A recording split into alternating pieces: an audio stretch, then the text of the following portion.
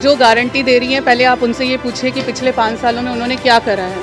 अगर पिछले 5 सालों में उनके हस्बैंड ही कुछ नहीं कर पाए तो वो अब आगे क्या करेंगी। 15,000 कार्यकर्ता भारतीय जनता पार्टी के हरियाणा, पंजाब, उत्तराखंड, हिमाचल से आए। क्यों? यहाँ के कार्यकर्ता उनको कम पड़ गए। लेकिन आज वहाँ पे एक 10 लाख रुपए की अल्ट्रासाउंड मशीन या जो मशीनरी है वो नहीं है, क्योंकि वहाँ पे दलाल बैठे हुए। तीनों वार्डों के अंदर हम बहुत अच्छे मतों से विजयी होने जा रहे हैं। मैं विश्वास दिलाती हूँ कि जो काम उन्होंने नहीं करे हैं वो मैं करूँगी। मांगे ना अपने काम पे वोट।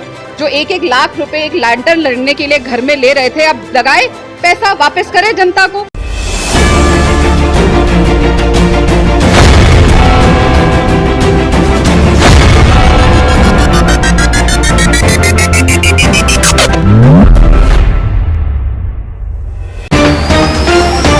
नमस्कार, मैं हूँ रण सिंह चौधरी। आप देख रहे हैं टाइम इंडिया टीवी नेटवर्क। इस वक्त में कांग्रेस के वार्ड नंबर 106 जनकपुरी के पंखा रोड के मिलानगर कार्यालय में हूँ, जहाँ पर आप देख सकते हैं ये कांग्रेस कार्यकर्ताओं की मीटिंग चल रही है और यहाँ से एक रणनीति तैयार की जा रही है, किसको क्या सौंपा जाएगा, किसको क्या काम दिया जाएगा। तो सारे तैयार है। आप देख सकते हैं कांग्रेस में किस तरह की बढ़त बनती जा रही है। जैसे जैसे दिन बढ़ते जा रहे हैं तो कई लोग अपने घरों में लौट के आ रहे हैं। कुछ ऐसे साथी भी हमारे साथ, जो ये सारे पुराने कार्यकर्ता हैं कांग्रेस के। हमारे साथ बबली जी है, आइए जानते हैं इनसे। बबली जी, अभी चुनाव में, एमसीडी के चुनाव में जो कांग्रेस की हर वार्डों में बढ़त बढ़ती जा रही है, तो इसमें कारण क्या हो सकता है?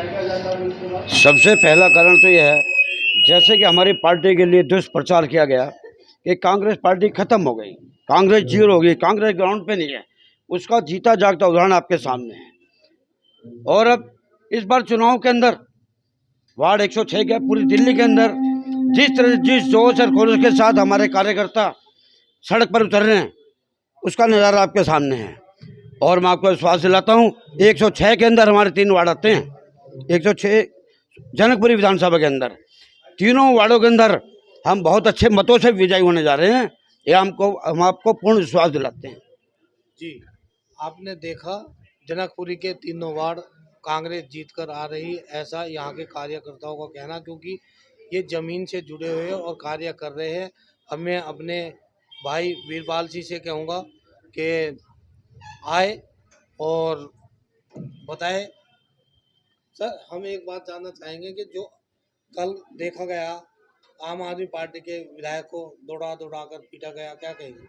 ये तो अब आप देख लीजिए बेईमानी का क्या हाल होता है।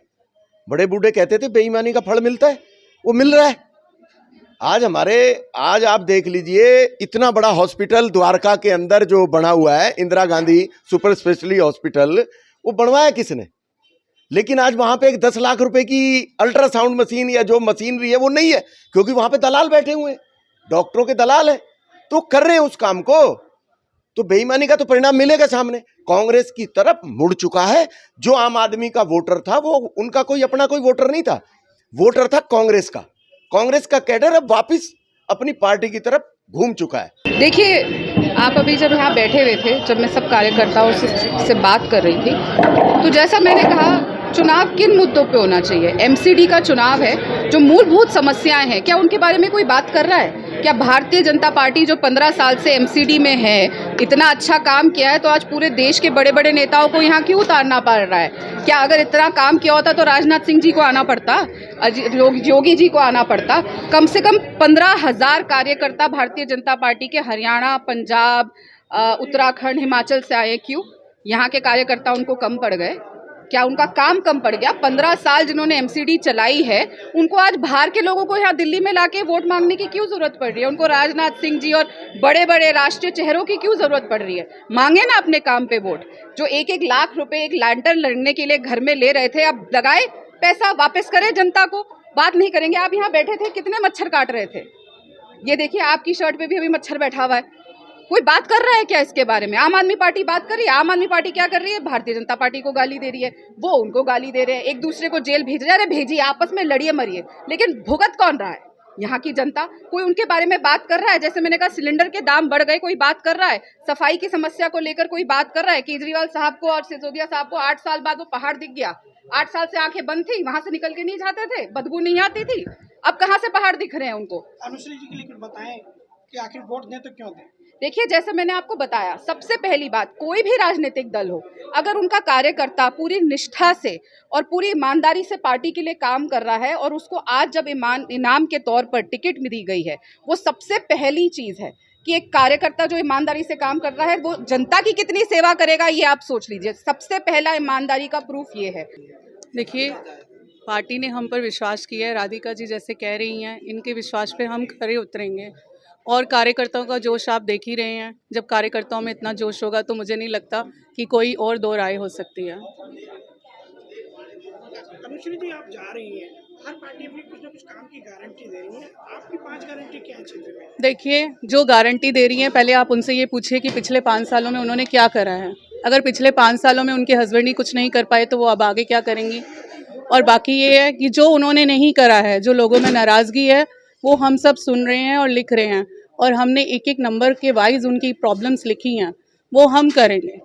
हमने एरिया वाइज लिखा है और उनको पूरा विश्वास दिलाया है कि मैं घर से निकली हूँ, मैं आपकी समस्याओं को समझती हूँ, मुझे भी वही समस्याएं हैं जो आपको हैं।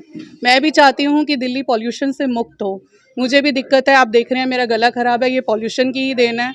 मैं भी यही चाहती हूँ। तो जो चीज़ें उन्होंने छोड़ दी हैं, जो सिर्फ झूठे वादे किए हैं, वो मैं बिल्कुल नहीं करूँगी। ना मैं कोई फ्री का झूठा वादा करना चाहती हूँ। मैं विश्वास दिलाती हूँ कि जो काम उन्होंने नहीं करे हैं वो मैं करूँगी। 2013 से पहले ना सेल के सर्वे हुए थे दिल्ली में, जब शीला जी की सरकार थी। हाँ जी। ये बताया गया कि इन्वर्टर बिकने बंद हो गए और सबसे पहले केरोसिन फ्री दिल्ली हुई थी। हाँ जी। लेकिन आज वही दिल्ली पोल्यूटेड है, क्या कहेंगी? देखिए, दिल्ली पॉल्यूशन जो है इस समय, एक तो हम कूड़े की वजह से है और जो पड़ोसी राज्य में परालियाँ जल रही हैं उस वजह से हैं। केजरीवाल जी पहले दावे करते थे कि वहाँ की है मेरी, अब उन्हीं की सरकार है। आप उनसे पूछिए कि पंजाब की परालियों का उन्होंने क्या करा। उनका जो परालियाँ जल रही हैं, दिल्ली वाले उस पॉल्यूशन को क्यों भुगत रहे हैं? अब तो वहाँ उन्हीं की सरकार है ना, तो क्यों नहीं कि इंसानों के लिए कुछ करते हैं।